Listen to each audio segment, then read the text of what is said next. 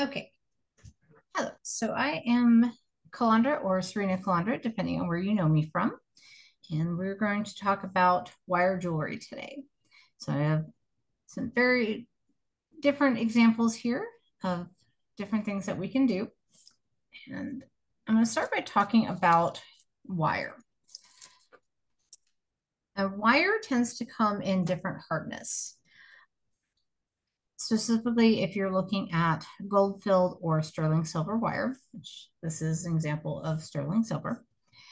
And with those, you will usually find that the wire will come in either dead soft, half hard, or full hard. Now, if you're doing something that has lots of wraps on it, such as doing wire wrapping or this type of element that has little wraps going up here like that, you're generally going to want something that is dead soft. Now, if you're doing something that, such as this, which is called an eye pin, and it needs to be fairly sturdy on its own, and you're not going to be doing a whole lot of turning of the wire with it, then that's what full hard is good for, because you need this to stay sturdy as it needs to be, stay straight as it can be for the most part. Half hard is good for in between things, such as something like this that just has a few little wraps that aren't very tight and it can be very sturdy. I have used dead soft with them too. I would generally advise not using full hard wire with anything that you're wrapping more than just one little loop. Now, the difference on that would be on your gauge. If you're using 22 gauge sterling silver, then you may be able to get away with full hard wire for doing more wraps, because 22 gauge is a little bit thinner. This one is actually made with 22 gauge. Most of it is 22 gauge wire. For most things, though, I prefer to work with 20 gauge for most jewelry pieces. The majority of the wire on this bracelet is 20 gauge, and so is this one. This one is copper. And in my lighting, it's hard to see the difference right now. Now, copper, for the most part, most of the copper that you find in the jewelry craft stores or in the hardware stores is dead soft. And that's fine. There are ways that you can work harden things if you need it to be stiffer.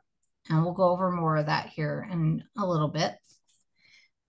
If you're working with what's called gold-filled wire, I do recommend dead soft for the most part.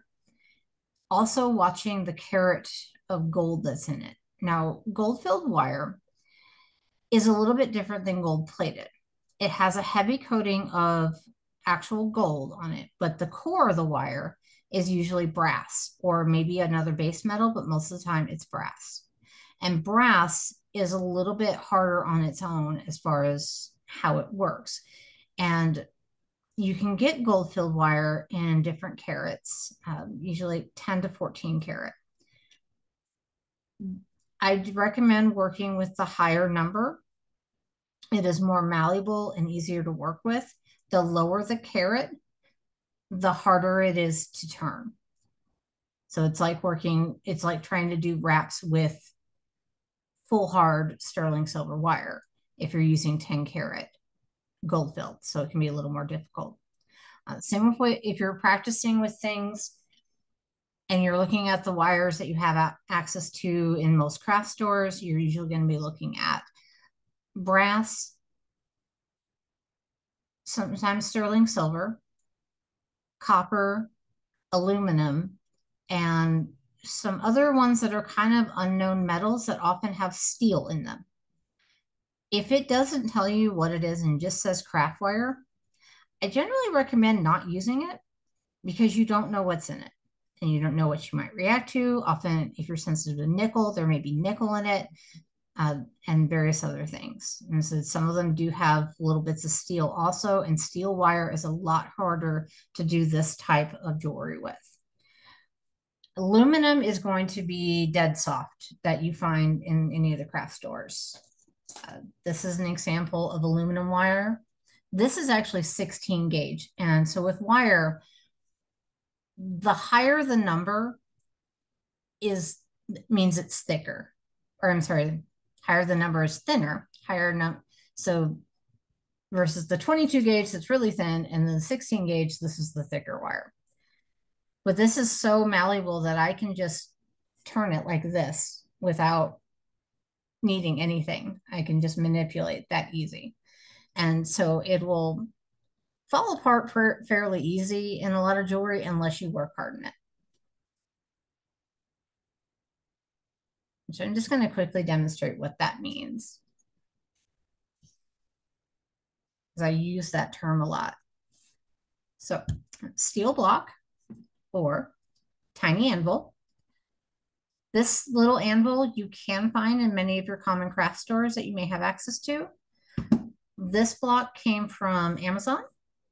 It has a rubber backing or silicone backing that makes it stay put. And there are different ways of doing what's called work hardening.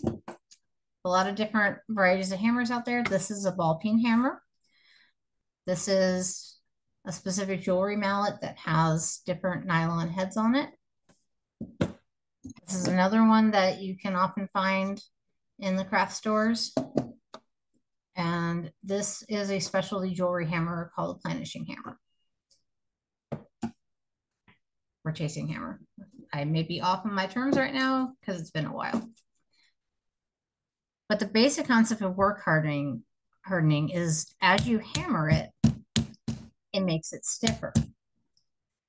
Now, part of the key with work hardening is that if you use a metal mallet against the metal, it's actually going to flatten it a little bit. If you don't want it to flatten, there are two things. One would be use a nylon mallet, or specifically like the jewelry ones. The other thing is to put a piece of leather down over your steel. If you have leather over the steel and you're using the nylon and you're gentle with it, it shouldn't flatten it very much, and will mostly keep it intact, and will actually, the nylon heads protect the surface of the metal from making marks. The hammers will make marks on it, and usually what will happen is the side that's against the steel will come out looking really nice. So just some things to keep in mind with that. But the more that you hammer things, the harder the aluminum will get.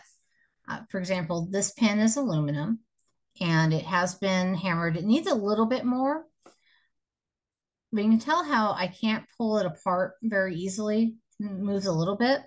Well, before I work harden this, you could pull it completely apart with your hands. And so this has actually been able to hold up to being used as a cloak pin. So you can work harden aluminum.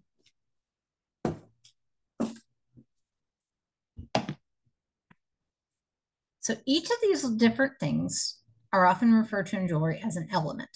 So I'm going to show you how to make several different elements to be able to put together a bracelet or necklace. I like to start with the basic thing of what's called an eye pin and how to make your loops. Before we go over that, we're going to go over different plier options and wire cutters. Wire cutters are not created equal. Most of them serve a purpose, and some of the most common wire cutters that you'll find you should not use for jewelry whatsoever, and I will explain that. Some wire cutters, you generally have what are called semi-flush cutters, full flush cutters, and then you have your regular wire cutters. These are full flush. And what that means is that when you cut the wire, is that both sides, maybe hard to see this one.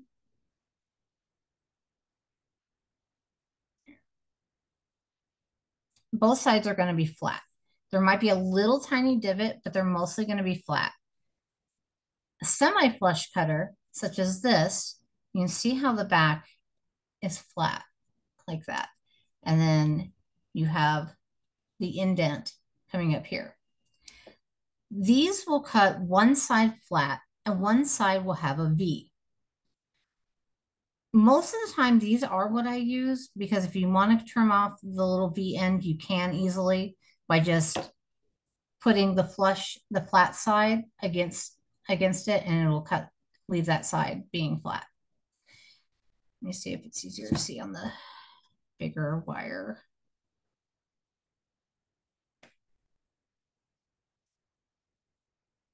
So you see this side is flat, and this side, the cut has that V on it. And the reason I use these more often than the full flush is because when you're working with something like this, you can get these pliers up close to it a lot easier than you can these because they'll twist things around.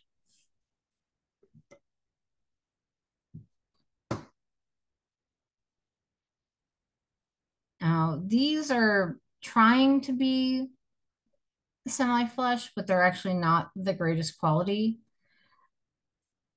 Most of the time, the pliers that you find in the jewelry sets that come with, say, two pairs of pliers and a pair of cutters, the cutters are usually not good unless you see a set that has something like this. And there are some on Amazon I've seen that I've bought that have this and then two pairs of pliers.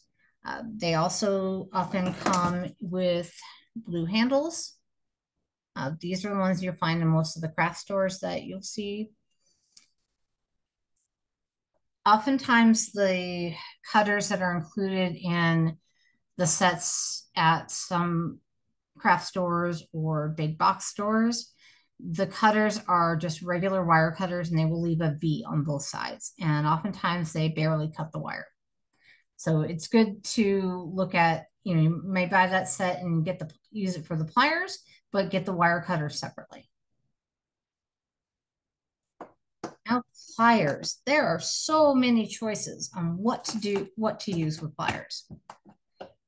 For this type of wire work that we're doing, basic things you need is you do need looping pliers, often referred to as round nose. They come in many different sizes. Some of them will be blackened, some of them are going to be more silver. Either way is fine. You will notice there is a difference in the sizes at the tips. And so you just have to look at that when you're looking at to see how small are you wanting to work with things. Some of them will be bigger than others. And usually you're going to want at least two other pairs of pliers. Now there are many different types, depending on the size wire that you're working with or what you're doing, will determine what you want. But the basics for starting off, I like to have a pair of chain nose, which is what these are. These are a small version of chain nose. If you have small hands like me, these little ones are really good. We have your flat nose pliers. I have another pair, which often also come with options so that they can be nylon jawed. These are good if you're working with colored wires, such as colored aluminum. The nylon will help protect the wire from being marred and the coating from coming off. We have needle nose pliers. These are long needle nose. I like these when I'm working with really small chain links and things that I have to put in. So if you were using a jump ring in between your elements, these are really good for getting in with those very small areas. And then these are like the needle nose, but they're bent nose. Some bent nose are going to be more prominent in their bent. These are just slightly curved. These are also good for small areas. But if you only have two, go with a chain nose and a flat pair. would be my recommendation, in addition to your looping pliers. Okay. So getting started, you can either use needle nose, flat, or chain for this part that I'm doing. For making that eye pin, I'm going to leave just a little bit at the top.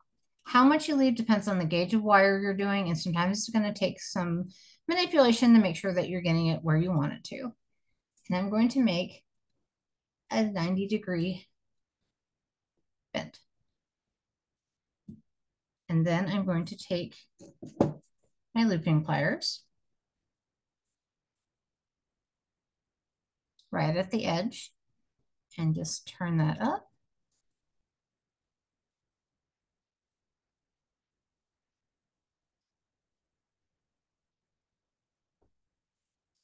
See, that is an eye pin.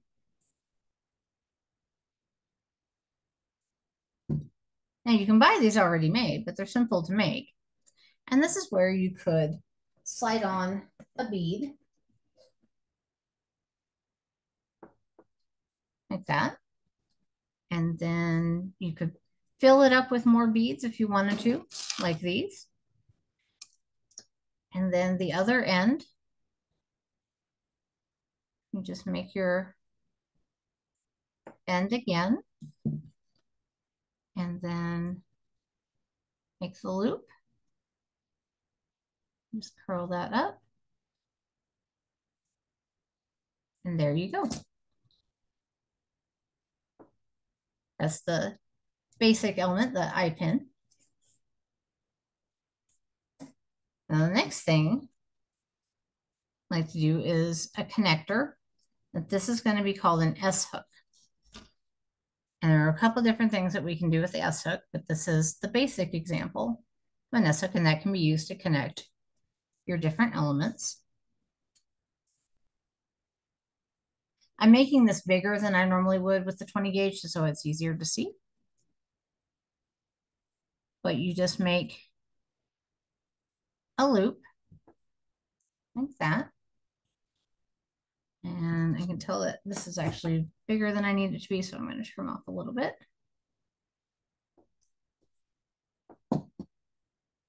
And so I have this loop is going this way. I want my next loop to turn the opposite direction.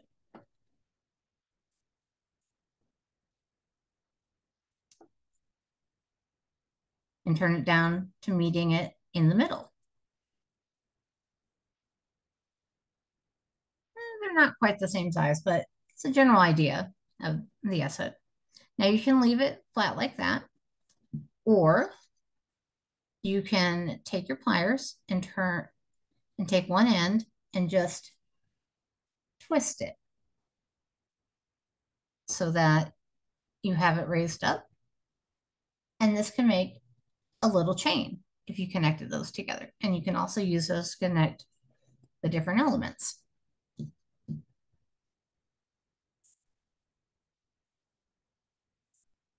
Okay, so the next thing is going to be like the eye pin, but a little bit different. And that is the wire wrap segments. Some people like the look of those, and they can be a little bit more sturdy, especially if you're using softer wire.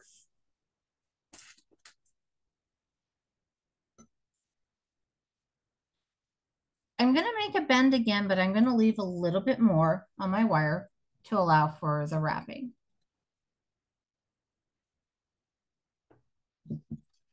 So make the bend, and I'm going to make my loop, but I'm not going to do it at the end.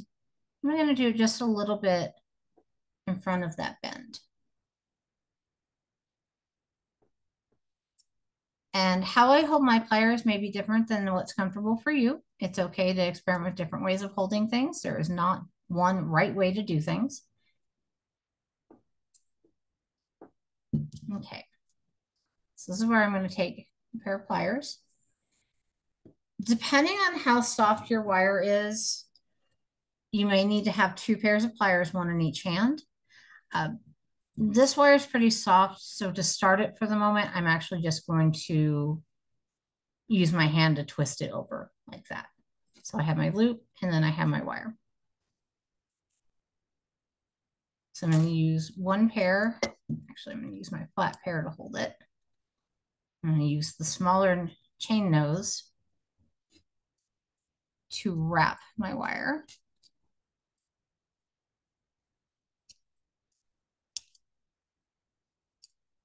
And this is the part that can get tricky. You can get something called a third hand that is a vise that has essentially like plier type things in it that you can use to hold if you need that. So I'm trying to wrap the wire next to the previous loop, not on top.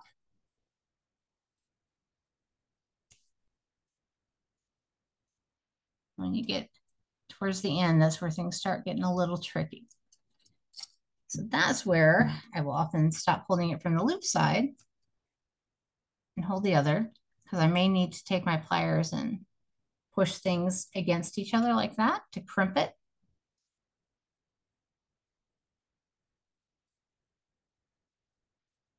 And then this is where I want to get a good crimp in there. Sure, I need to make sure. Okay. So there you have a couple wraps.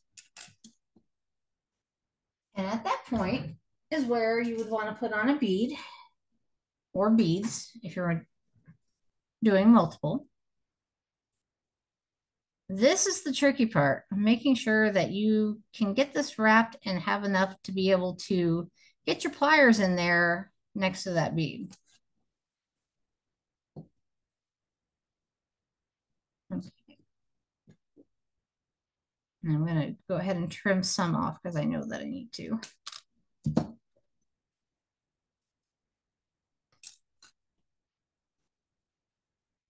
Okay, so I'm going to make my bend and then make my loop.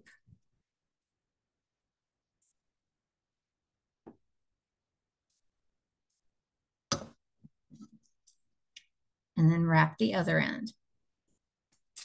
Now, if you were trying to make a bracelet that was all just these type things, before you do this is when you would add the next one on. So before you turn that wire over, you would loop it through the previous thing and then do the wrapping. Now, if you forget, that's where you just decide, let's put some S hooks or jump rings in between.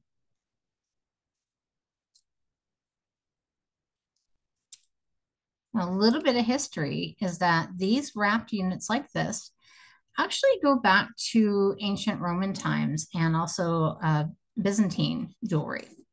This is something fairly common that you could look up. And if you look up ancient Roman jewelry, you will find many examples of bracelets and necklaces made with these type of elements.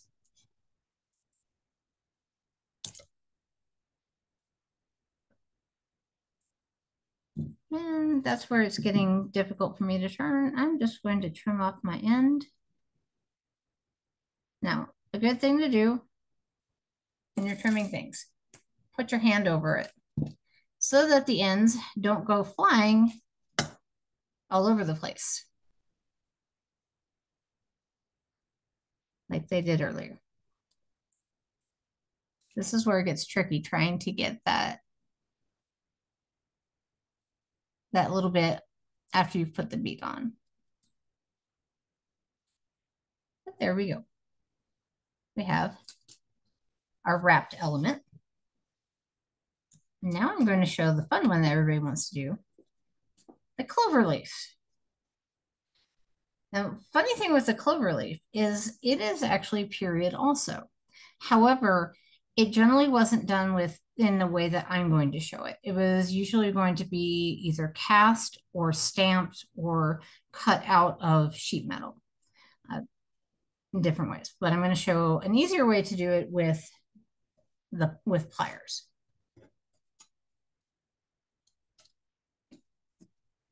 And this is what I have in the document with the picture showing. I'm going to show it with a larger one so it's easier to see.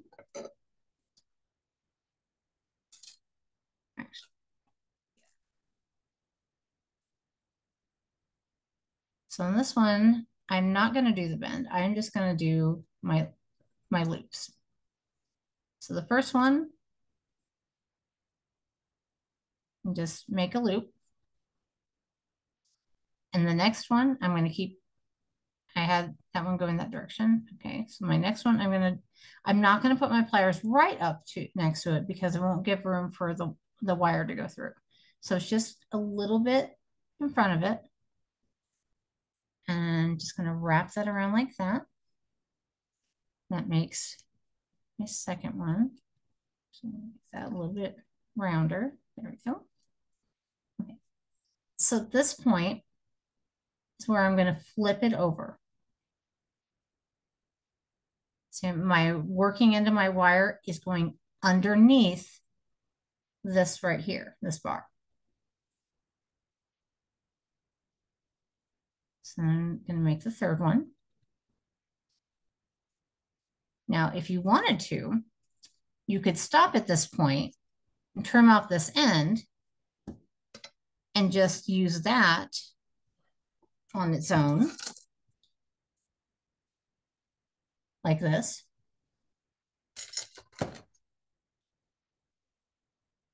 And now is where we need to make the fourth one. Something else you could do with this is you could hammer it to work harden it, file a point on it. And this is actually a copy of how some period veil pins were made with using the trefoil on it. And so if you were doing a veil, you could use this for pinning it. Could also be used for other types of pins. But to complete our clover leaf, I'm going to trim some of this off.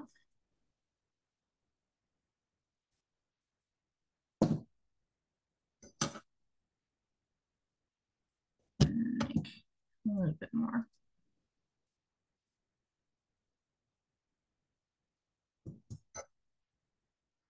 And make the last loop.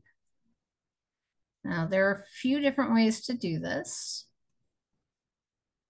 One is that you can try to make all of your loops be around the same size. Or in this case, I have these two are slightly smaller than these two. Or you can do it where your last one is more elongated than the others. But there is a clover leaf. Now, the part where I had you turn it over is because it will make it to where on this side, these bars go flat against each other. And then on this side, you have one that's going over the top. If you don't flip it, you're going to have one going over like this on both sides. And that can cause issues when it's laying against the skin. I find that you get a better feel texture-wise and such when you have this flat part being on the back and going against the skin versus having the raised up edge going against it. So with those basic elements, you could put together a variety of different necklaces and bracelets. Then you need to have a clasp of how to finish it off. So there are some different ways to do that. I'm going to show a few different ones I have here. So this one, I used a jump ring on one side, and I just did the eye pin type closure on that side. Let's see, what do I have here? This one I made a little wire loop on it, kind of like the hooks and eyes that you find in the sewing sections. And I will show how to do these here in a moment. And instead of a jump ring on the end, I have a clover leaf. but I made sure that the end that we're hooking into is not the final loop. So that way it's more secure.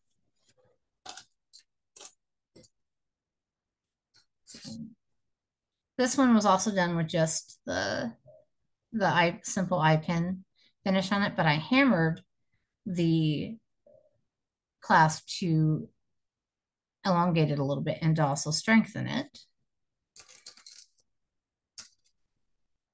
This one, I did a wrapped end. Now you can also make a little loop that is wrapped as well, such as this, so that the clasp would go inside of this loop and I have that wrap there. And then this other end, you could either do another wrap. I would probably need a little bit more wire for it, or just do the eye pin finish on that. This is a little bit more sturdy having the wrap there. Oftentimes, I may use a heavier gauge wire on the clasp than what I've used for the rest of the necklace. So if the necklace is made in 20 gauge, I might use 18 gauge wire for the clasp to make it a little bit sturdier. Okay. The basic ideas with the clasp is I usually turn up a little loop on the end. But you don't have to, you can leave it straight.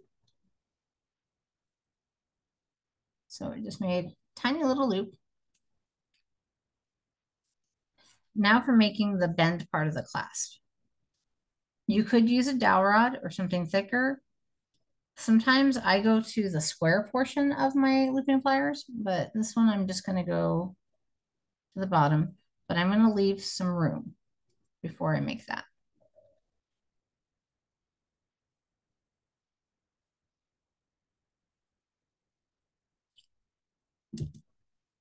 You can make it fairly long, like elongated like this, or you can make it a little bit smaller. Now, because this is dead soft wire, at this point is where I would try to harden it a little bit. You do want some flexibility in your clasp, but you want it to not just open up really easily, and then the necklace would just fall off.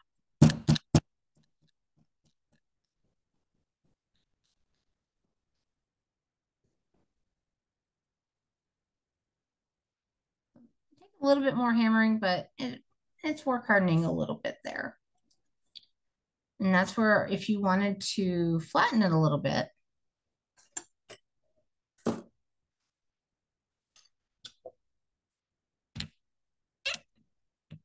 on the bend, so I'm going to hit just that little bend area.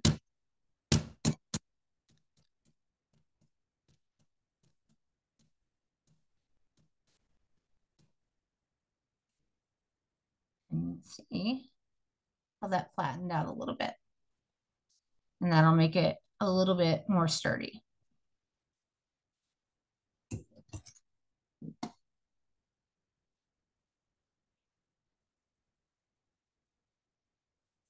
Trim some off. Going to make my bend. And then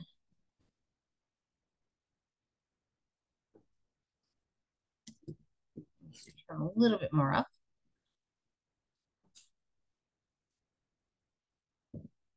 What I like to do sometimes when I'm starting out is I will cut 2 pieces of wire the same length. I'll try the element, and if it works out, then I will cut more pieces of wire just like that using the other one that I made. And sometimes you have to do some trial and error about how long you want it.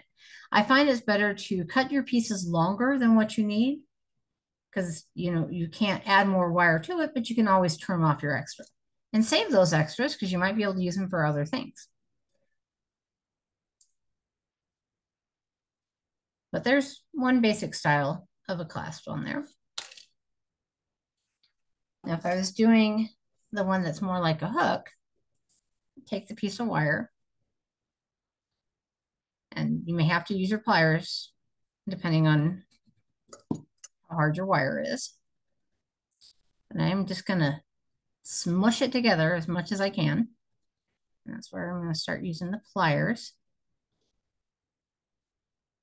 So it was bent in half in the middle there. And then take that area and just bend it up, and you have a hook. Now, as for the other ends, you could wrap one around the other and then make a little loop, or trim them till they are the same size.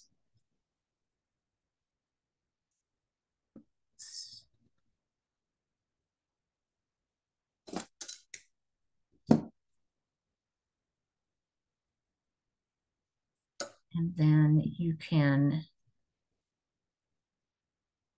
there's a few different ways. One way would be to just make a little loop on both sides.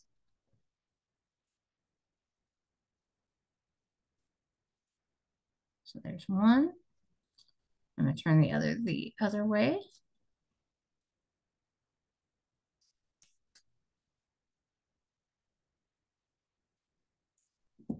Now you could leave it like this and use 2 jump rings to attach it, or you can bend these up or down, just as long as they both go the same direction. They're right next to each other. And so you could be able to put a jump ring through both of those to connect things, and you've got a little hook. And put a jump ring on the other end. Now, as far as jump rings, there are different ways to do it. If you just need a few, then wire cutters are fine. If you're needing a lot of jump rings, then I recommend getting what's called a jeweler's saw and cutting them, or buying your jump rings. I'm just going to show how to do just a few with wire cutters. So I'm using a dowel rod and just wrapped the wire around it. And I just did about 3 or 4 there. I'm going to take my semi-flush cutters and just cut it. And then we have a few jump rings. That one's a little off on things, but so if you just need a few, then you have, you get the non-reflected side, your jump rings. Now, when you're trying to open and close the jump rings, this is where 2 pliers are helpful. So you have one in each hand. In general, you're going to want to turn it like that. And you're closing it. You use the 2 pliers to manipulate until they are against each other as best as you can. And now this is where being the semi-flush is, they're not going to close completely. You can get it pretty close. If you use a jeweler's saw, it will do a full flush cut and you'll be able to get a better close. So then I put that open one through the closed one and then close my jump ring.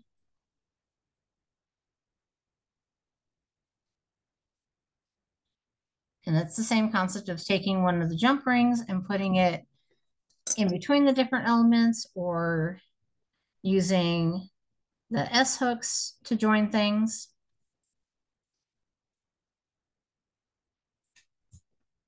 And so that is basics.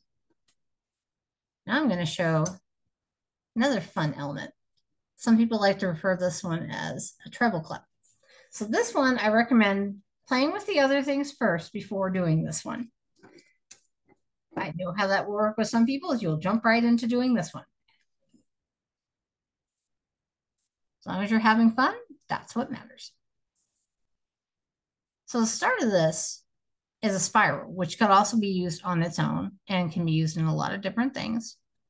So we're just taking our looping pliers and start with a loop. I'm going to want to have my pliers to hold on to start wrapping it around to make the spiral.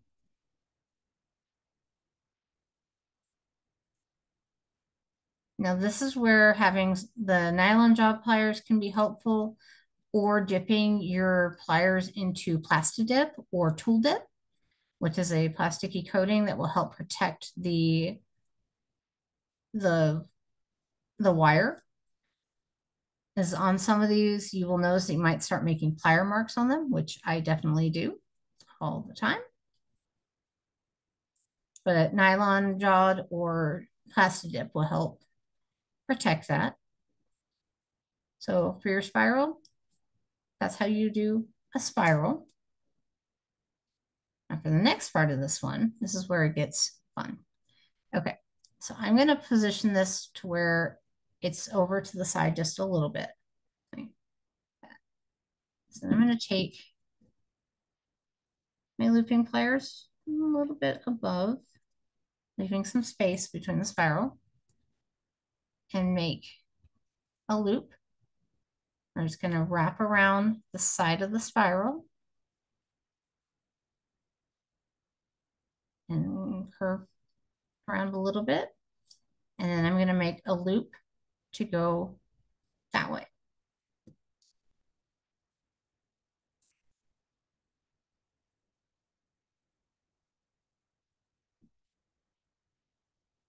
And I didn't quite get quite enough wire to get it in the right position, so I'm going to manipulate that a little bit, and I'm pushing it down. You may need to use your pliers to do it. Get it to where it goes underneath. So my top loop and my bottom loop line up together. This one's been hammered to make it more sturdy. But there you go. And I'm going to go ahead and stop the recording.